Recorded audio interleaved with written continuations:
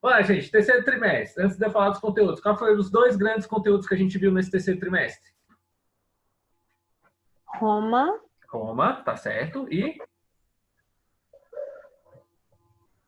o comecinho da Idade Medieval. isso mesmo, e você foi exato no que você disse. O começo da Idade Média, tá bom? A gente vai ver a Idade Média ainda no segundo ano do ensino médio de vocês, abaixo da Idade Média. Então, nesse primeiro ano de vocês, nesse terceiro trimestre, nós estudamos a Roma Antiga, né? Toda a história da Roma Antiga, né? É claro que toda entre aspas, né? A gente viu os principais pontos da história da Roma Antiga. E o início da Idade Média. O estudo sobre a Idade Média continua no início do segundo ano de vocês. A primeira aula do segundo ano você já sabe do que é. É sobre a Baixa Idade Média, a formação dos estados nacionais, que aí a gente começa o conteúdo programático de fato do segundo ano do ensino médio de vocês. Então vamos lá, primeiro conteúdo, Roma Antiga. E é bom vocês deixarem claro isso na cabeça de vocês, tá bom? A gente estudou não foi a Roma moderna, nem a Roma contemporânea, foi a Roma Antiga. A Roma Antiga ela é totalmente diferente do que a Roma hoje em dia, como sistema político, como sistema cultural, como sistema social e como sistema econômico. Então é uma outra Roma que a gente está falando no período da antiguidade. Até porque hoje Roma é apenas uma cidade da Itália. Hoje em dia é mais importante a gente falar o nome dos respectivos países, né, das nações, na Itália, Alemanha, França, Brasil e tal. Naquela época não, a gente falava o nome de cidades, né? Roma Antiga e Veneza, por mais que hoje em dia façam parte do mesmo país, na época é como se você estivesse atravessando uma fronteira e indo para outro país, naquela época, né? As cidades que eram grandes centros, né, independentes, autônomos, dizendo assim. Então, a gente viu a primeira coisa, como surgiu a Roma Antiga, a formação da Roma Antiga. E a formação da Roma Antiga é por duas teorias. Nós vimos a teoria mitológica, que explica a origem da Roma Antiga, e nós vimos a teoria histórica, que explica a origem da Roma Antiga. Teoria mitológica é a história dos irmãos Rômulo e Remo, ou também chamada lenda da loba Capitolina. Só relembrando que aquela fábula, aquele mito, né, que conta que dois filhos gêmeos foram jogados no rio e salvos por uma loba, né, que resgatou eles da água dos rios, amamentou eles por um breve espaço de tempo. Esses gêmeos sobreviveram, né, foram cuidados por um camponês, né, até uma vida adulta, onde decidiram retornar à sua região de origem. E lá descobriram que eram herdeiros do trono e tudo mais, mataram o rei do lugar que se chamava Alba Longa, né, e se tornaram, então, os primeiros fundadores da Roma Antiga, né? Fundaram essa cidade e batizaram de Roma, né? E aí teve uma pequena desavença entre Rômulo e Remo, como qualquer história de irmãos, e Rômulo matou Remo. Rômulo se tornando então o primeiro rei de Roma, segundo o mito da loba Capitolina. Mas a história vai explicar a origem da Roma Antiga um pouquinho diferente, né? Que Roma Antiga surgiu através da junção de diversos povos, entre eles os mais importantes, os etruscos e os itálicos, que se juntaram ali na Península Itálica e deram origem ao que nós chamamos de território da Roma Antiga, ou a Roma Antiga como um todo, tá bom? Então deram origem, surgiu, papapim, papapá, beleza. Formando, surgiram, fundaram a Roma Antiga. Primeiro sistema, então, primeiro rei que se tornou então da cidade, o sujeito chamado Rômulo, segundo a história. Então, tanto o mito quanto a história, o final é o mesmo, né? Se torna o primeiro rei de Roma é uma pessoa chamada Rômulo, mas o início, né, o desenrolar dos fatos, cada um conta sobre uma perspectiva diferente. Professor, o mito é uma mentira? O mito da loba Capitolina é uma mentira? Ela é uma fábula, ela é uma história para a gente ilustrar a origem da Roma Antiga, né? Para os romanos na época, é uma história verídica, né? Eles acreditavam em mitos, né? Até surgir o conhecimento histórico verdadeiro, eles acreditavam muito nos mitos que existiam naquela época. E a lenda da loba capitolina eram mais desses mitos, então eles acreditavam bastante. E a gente perpetua essa história na história justamente para a gente fazer essa lembrança, né? Tipo, os romanos acreditavam muito nessa mitologia, nessa crença em diversos deuses, politeísmo e tudo mais. Belezinha? E aí vem os períodos históricos da Roma Antiga. A gente divide a história da Roma Antiga em três partes: período monárquico, período republicano e período imperial. Não confundam com as partes da história da Grécia Antiga, tá bom? As partes da história da Grécia Antiga eram 5. Da Roma Antiga são só 3, tá bom? Monarquia, república e império, tá? No período monárquico, o primeiro período então da história, Roma vai ser governada por 7 reis, sendo o primeiro desses 6 um sujeito chamado Rômulo. E aí a sociedade ela era dividida de um modo especial nesse período, né? Era dividida em 4 grandes grupos. Nós tínhamos os patrícios, que é a classe social do João, por exemplo, né? Das pessoas ricas, assim, que nem também o Ítalo, né? A Larissa, então, as pessoas ricas. Nós temos abaixo dos patrícios os plebeus, onde está o restante de todos nós, né? Pequenos comerciantes naquela época, né? A gente não tinha muito dinheiro naquele período, mas não éramos pobres, né? Lembra que eu falei para vocês que plebeu na Idade Antiga não é a mesma coisa que plebeu da história da Cinderela, tá? Plebeu da história da Cinderela, sim, é uma pessoa miserável e tudo mais, bastante paupérrima. No contexto da história da Roma Antiga, não, eram só pequenos comerciantes. Não tinham o mesmo dinheiro, poder aquisitivo que os patrícios tinham. E aí, abaixo dos plebeus, nós tínhamos os clientes, que eram estrangeiros, que habitavam a cidade, as redondezas. Muitos deles trabalhavam para os patrícios, trabalhavam, de certa forma, na região. E abaixo, como em qualquer sociedade, nós tínhamos os escravos. Então, eram patrícios, plebeus, clientes e escravos, as classes sociais da sociedade romana dentro daquele contexto. Essa sociedade, como a gente viu, né, nós temos a divisão principalmente econômica dessas respectivas classes sociais.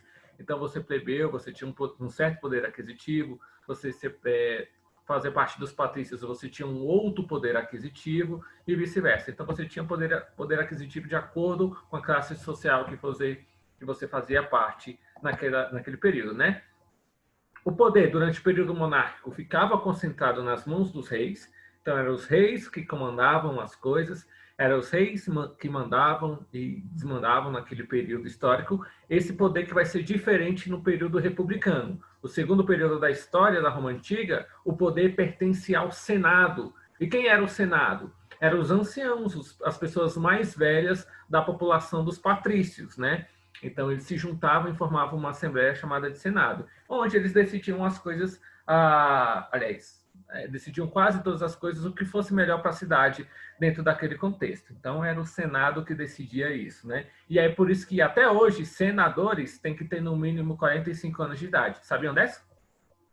Eu contei isso na aula da Roma Antiga, não lembro se eu contei, né? Mas, enfim, é por isso que senadores, hoje em dia, para ser eleitos, eles precisam ter uma idade mínima de 45 anos. Justamente porque você tinha que ter uma idade que considerava uma pessoa madura, uma pessoa que tivesse assim um certo conhecimento, que tivesse um certo grau de intelectualidade, e naquela época se considerava que as pessoas mais velhas é que tinham essa capacidade intelectual, né? Como eu comentei com vocês, tem como a gente também se tornar burro com o passar dos anos, a gente acumular burrice, mas nessa época se acreditava que todas as pessoas velhas eram pessoas mais preparadas para bem administrar aquele período. Então, o poder no sistema republicano, lembre-se, pertencia ao Senado.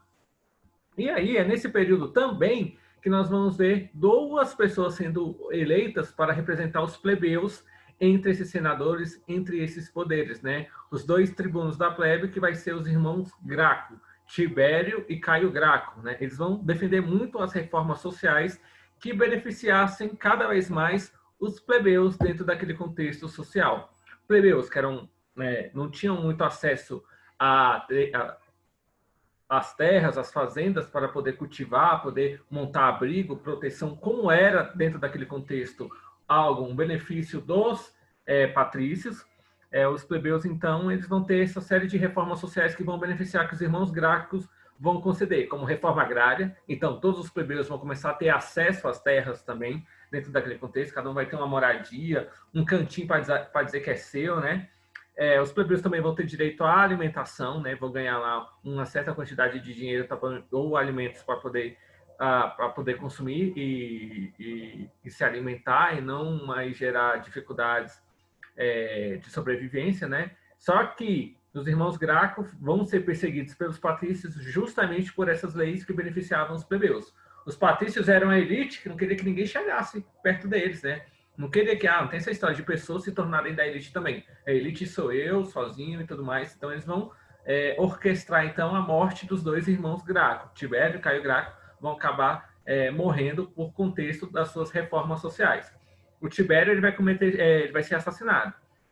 E o Caio meio que vai cometer suicídio, que ele vai pedir para um escravo matá-lo dentro do contexto histórico, tá bom? Mas ficou marcante as reformas sociais que eles dois fizeram em prol dos plebeus. E aí o poder dos senadores vai começar a ser questionado bastante, porque eles orquestraram a morte dos irmãos Graco, permitiram isso e não estavam conseguindo mais bem administrar todo o poder político ali na Roma Antiga. É por isso que vão ser formados os triunviratos, principalmente o primeiro triunvirato. O primeiro triunvirato é formado por 3 generais do exército, Pompeu, Crasso e Júlio César. Esses 3 generais do exército romano vão dividir o poder ali durante a República Romana, justamente para tentar administrar melhor o poder, já que os senadores já não estavam conseguindo muito bem administrar o poder dentro daquele contexto. Então, Pompeu, Crasso e Júlio César vão dividir o poder, o chamado triunvirato, né? Entre todos eles 3, Júlio César vai se sobressair, vai atacar os exércitos dos outros 2 generais, vai vencê-los, né? Vão ficar derrotados, então, Pompeu e Crasso, e Júlio César se torna um ditador. Então, ele vai acumular todo o poder político Roma Antiga em suas mãos, né? Se tornando um ditador. Só que, vamos dizer assim, ele era um ditador do bem. As pessoas gostavam de Júlio César, né? Tanto os patrícios quanto os plebeus gostavam da figura política de Júlio César. Júlio César era um general, mas governava em prol da sociedade, dos plebeus. Então, vai conceder também uma série de reformas que vai beneficiar essa população. Só que o Senado não gostava muito dessa história, né? Dessa história de Júlio César ser bem quisto por todos, né? E por isso vão orquestrar o assassinato dele. E aí, num certo dia, numa certa manhã, ele vai ser convocado a uma reunião junto aos senadores. Chegando lá, todos os senadores vão apunhalar Júlio César e assassiná-lo. Inclusive o seu sobrinho Otávio, né? Não, Otávio não. Seu sobrinho Brutus, que é por isso que vem a frase até tu, Brutus, que é uma frase de desolação, de tristeza, porque um próprio sobrinho também participou do ataque a Júlio César. E aí o poder não voltou para as mãos dos senadores, que achavam que o poder ia ficar com eles.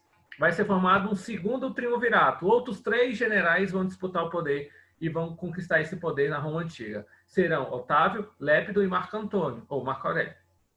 Sendo que dos 3, Otávio Augusto é o que vai se sobressair e vai se tornar o governante da Roma Antiga, mas não mais sobre um sistema político republicano, e sim sobre um sistema político imperial. Então, Otávio Augusto se torna o primeiro imperador romano, o primeiro imperador do Império Romano, tá bom? O Império Romano que se expande por toda a Europa, conquista territórios na Ásia, na África, na Europa. Se conhecesse a América, tinha chegado na América, tinha conhecido, conquistado tudo o Império Romano, de tão grandioso que o Império Romano era. Então, Otávio Augusto, nós temos que fazer essa distinção. Ele era um imperador.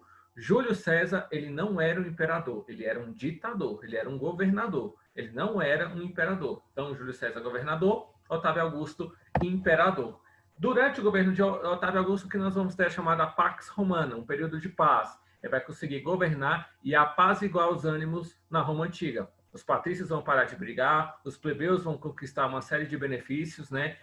Vai ter a política do pão e circo, onde eles vão ganhar diversão nas lutas de arena, vai conseguir alimentação e tudo mais. Então, meio que vai ser um período de paz dentro daquele contexto, né? A religião oficial do Império Romano se torna o cristianismo. Então, o cristianismo que antes era perseguido, né? Vamos lembrar das histórias da Bíblia, que Jesus Cristo foi perseguido junto aos seus apóstolos, né? E após a morte de Jesus Cristo, continuaram sendo perseguidos, né? Dentro daquele contexto histórico.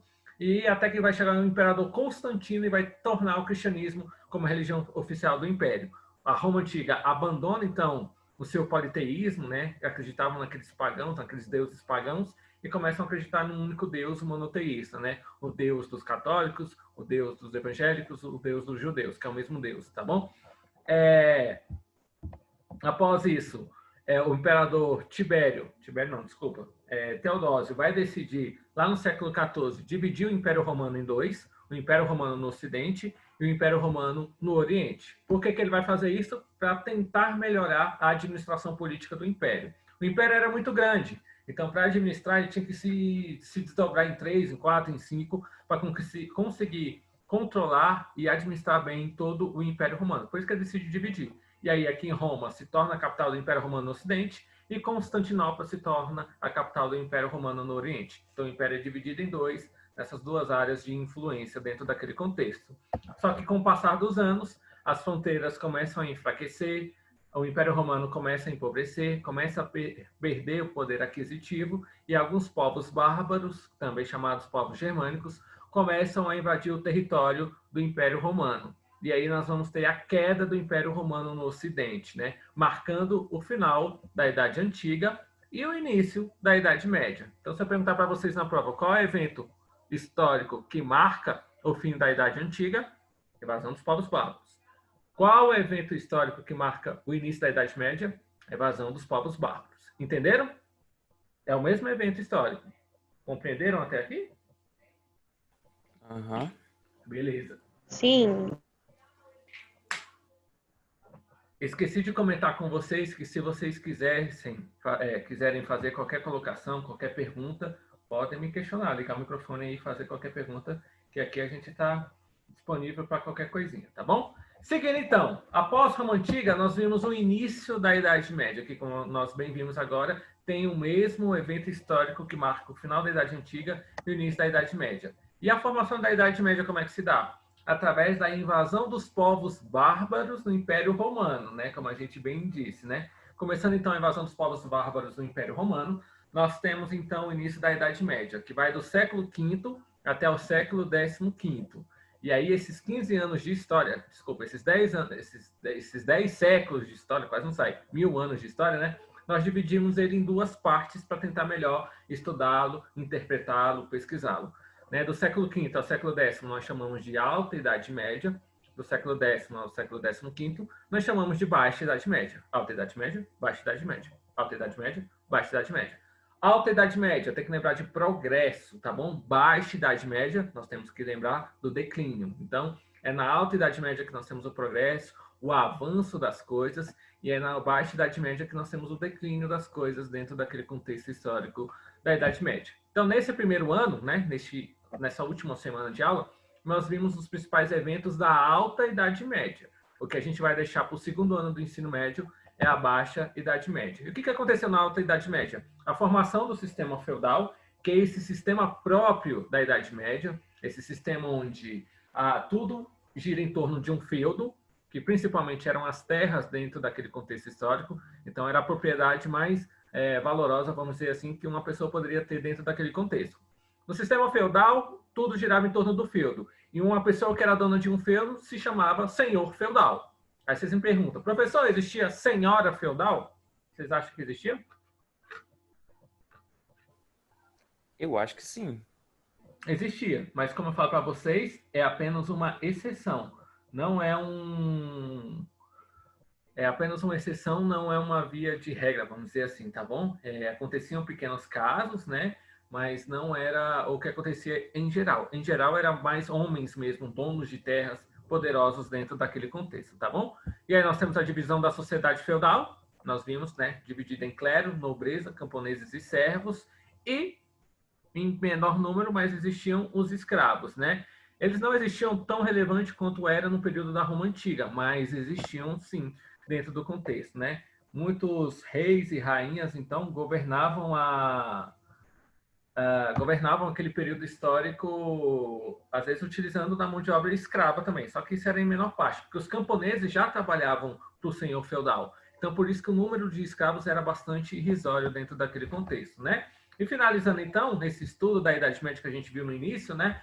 A Igreja Católica se torna o principal poder político dentro daquele contexto, daquele período, né? Lembra, o clero está em cima da nossa pirâmide social. Ele mandava mais do que as outras. Não significa que ele tinha mais dinheiro, e sim que ele tinha mais poder. Poder é igual a dinheiro? Não. Vide os nossos deputados e senadores no Congresso. Muitos deles já são ricos. E o que eles querem fazer sendo deputados e senadores? O poder. Disputando e querendo o poder. Com o poder, você consegue resolver muita coisa, a não ser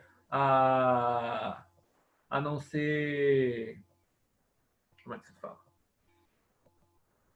Enfim, vou voltar para cá, porque senão vou me delongar pela política, tá bom? Então, lembrando que a Igreja Católica mandava em tudo, nos costumes, a economia feudal vinha principalmente da agricultura, então a gente plantava, colhia vegetais e tudo mais, então a gente tinha um lucro que vinha da agricultura dentro daquele contexto, né? A cultura medieval era influenciada pela Igreja Católica, a cultura letrada, né, tinha muita participação da Igreja Católica, então a Igreja Católica com pinturas, arquitetura e tudo mais, tinha aquela participação brilhante dentro daquele contexto, tá? E aí, a gente foi ponto de parada. O que vai ter agora? A gente vai começar a ver o declínio da Idade Média. Peste bubônica, a Grande Fome, a Guerra dos 100 Anos, as revoltas camponesas, tudo isso que ocorre na Baixa Idade Média, a gente estuda no início do segundo ano do ensino médio da vida de vocês. Para alguns pode ser que seja primeiro ano de novo, mas a grande maioria é segundo ano do ensino médio. Tá bom?